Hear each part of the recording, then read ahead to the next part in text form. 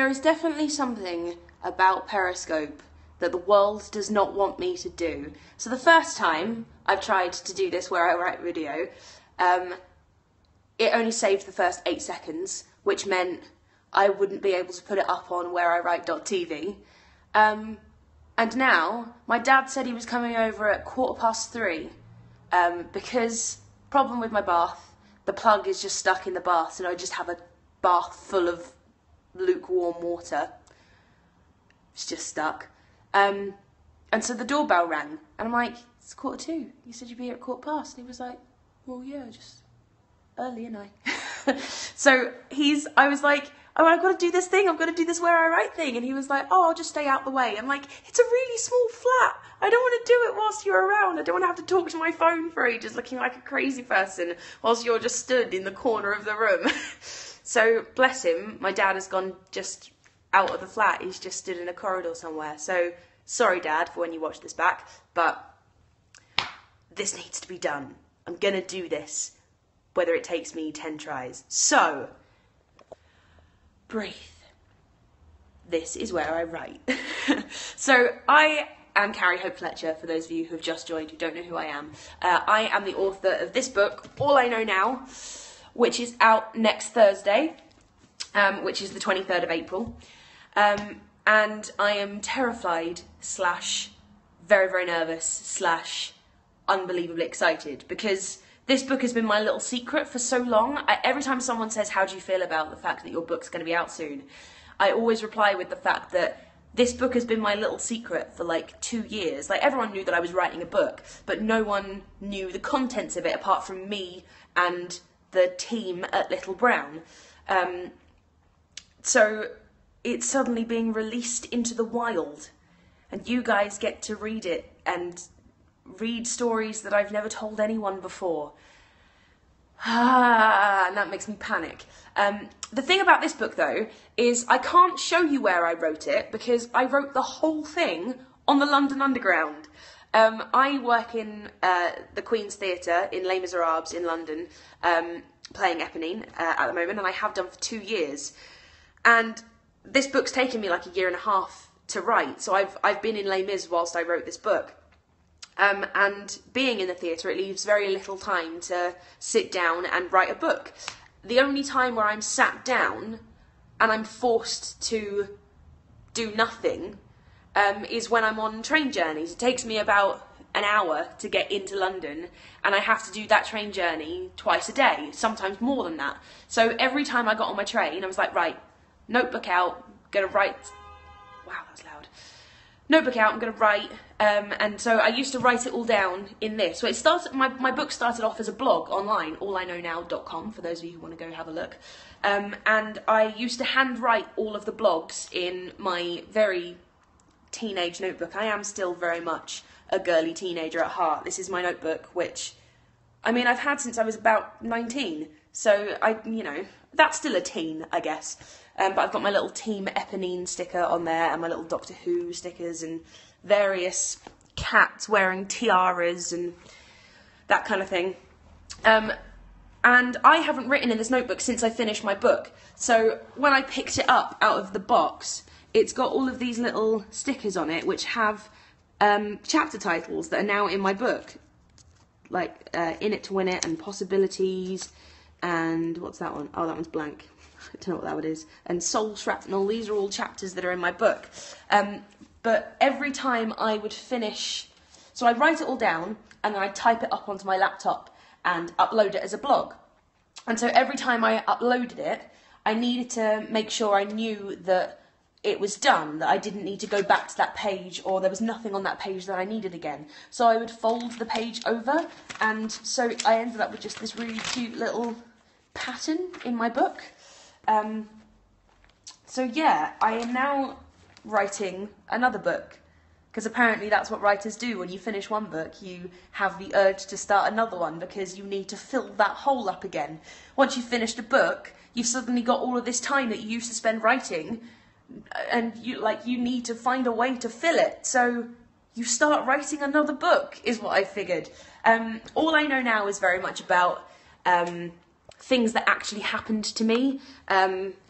it's non-fiction, it's slightly autobiographical, it's about everything I did as a teenager that, with hindsight, I have realised probably wasn't the best way to go about things, or things that I probably needed some advice on back when I was a teenager. It's kind of no good when you get to your 20s and you're like, well, I know that now, but I wish I'd known that as a teenager so I could have fixed it then. So yeah, I wish I'd had some kind of manual or handbook when I was in my teens, like 13 upwards. I wish I'd had something to refer to which would have given me some inspiration or optimism and advice and guidance on things teenagers go through to do with bullying and friends and feeling like you don't fit in. And things that when you're 20 you kind of look back and think, oh, that's a simple problem that I can just fix now. When you're 13, it's all consuming, it's all you think about, sometimes for weeks on end. And when you've got, you know, nothing there to guide you, it's very hard to get through. And of course, you know, I had friends and I had I had friends and parents and family around me who I could have asked for help, but I was a teenager and I didn't like admitting that I couldn't figure things out for myself, that I wasn't capable of, you know, fixing these problems in my own way, on my own. I kind of felt like I wanted to be treated as an adult, so I had to show everyone that I was capable of dealing with my own issues alone, which was very silly of me because it meant that I suffered for far longer than I needed to. I could have picked these, I could have fixed these problems far easier if I just said to someone, hey, I'm 13 and I don't know what I'm doing. Can you please give me some advice and some guidance because I'm a little bit stuck. So I decided that I would try and write that manual or that handbook for people who are teenagers now, for people who are going through the same kind of stuff that I was going through when I was a teenager. And hopefully it will help someone or a lot of people, I'm hoping, fingers crossed. Even if it helps just one person, I will be happy. So that is released on Thursday the 23rd. That is my non-fiction book, and now I've decided to try my hand at fiction, at a novel. Creative writing has always been something that I absolutely adore. Every time we had an English lesson and my teacher was like, right, today's creative writing, I'd be like, yes, come on, it'd be like the best thing ever. And I actually wrote about 40,000 words of a book when I was about 16, and I don't know what happened to it. I kind of just... It wasn't that I lost interest, because I always loved it, and I sort of fell in love with all of my characters, and the story was... It was quite complicated, so maybe that was why I gave up on it. But maybe I'll pick that up again. I'll revisit that very soon, I think. Maybe after I put this live stream down, I'm going to go seek it out and find it and see if it was as good as I remember. I'm remembering it better than it actually was.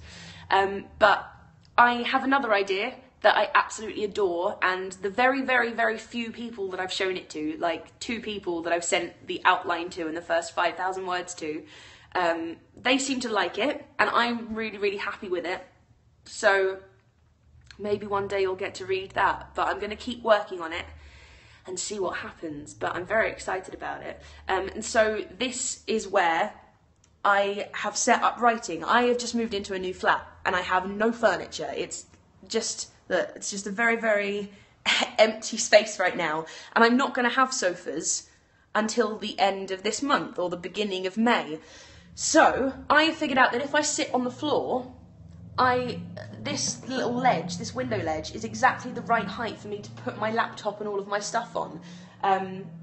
So it's kind of perfect. I love it. And I think even when I get my sofas, I will just resort to sitting on the floor and using this as my desk. Is that weird? That's going to be weird when people come over and there's just 2 sofas there and there. And they're going to be like, why are you just sat on the floor at the window? It's weird. Usually I have the window open. Now this is quite sad. As you can guess, I'm in my pyjamas right now because it's Sunday. It is my only day off from Les Mis. And I usually just spend that day in my PJs because who wouldn't? Usually I have this window wide open and pressed against here. and I wrap myself up in a big duvet, because that is the kind of person I am. I wrap myself up in my duvet and put my dressing gown on, and I sit and write. I also have this big box of letters from the lovely, wonderful, amazing people who watch my videos. I have a YouTube channel, which is youtube.com/Carrie. Shameless self-promotion there. And yeah, I make videos, and I used to have a PO box. I say used to because it's closed right now because of the amount of letters I got in, and I can't keep up with them. So I'm so sorry if you sent me a letter like 2 years ago and you still haven't received a reply, because this box is one of about 3 or 4. So I am going to spend some of today going through those, and hopefully I'll get through about 20 or 30. It does take me a while to reply because lots of people ask for advice, and I try and reply as best I can with as much care and attention that I can as possible. So yeah, this is where I write. I also am I'm a massive tea connoisseur, I'm going to say. Right, I'm going to take you on a little detour. This is my flat. So this is my kitchen. I've just had this little floor put in literally yesterday, so this is very, very new, and it looks like Alice in Wonderland, and I love it very, very much. But one thing I think every writer needs is a well-stocked tea and coffee cupboard. This is my tea and coffee cupboard right here. I'm obsessed. I'm literally obsessed with tea. I love tea and I love coffee. I take my tea with milk and honey. Lots of people ask me that, so there is your answer, milk and honey. And the only thing that will persuade me from getting up from that little ledge, unless I'm desperate for the toilet, but even that's not as important as this, if anything can persuade me from getting up from my desk, it is because my cup of tea is running low or is empty and I need another one. So I think any writer who likes tea and coffee needs a well-stocked tea and coffee cupboard to get them through the long writing hours. But yes, I think that is it from me. I'm really hoping that once I've stopped broadcasting, this will save properly to my camera roll. If you guys watching now have any friends who have missed this, hopefully, if this works, it will be up on whereiwrite.tv. So tell them that, and I hope that it does actually go up on there and it doesn't screw up again. So thank you very much for joining me. This has been a lot of fun, and I think I'm going to use Periscope. This is why I'm terrible live. This is why I pre-record everything and edit it all together in my YouTube videos, because I screw up a lot, so I'm sorry about that. Yeah, I think I'm going to use Periscope a lot more because it's a lot of fun. And thank you for joining me today. I'm going to go let my dad back in. See you later. Bye.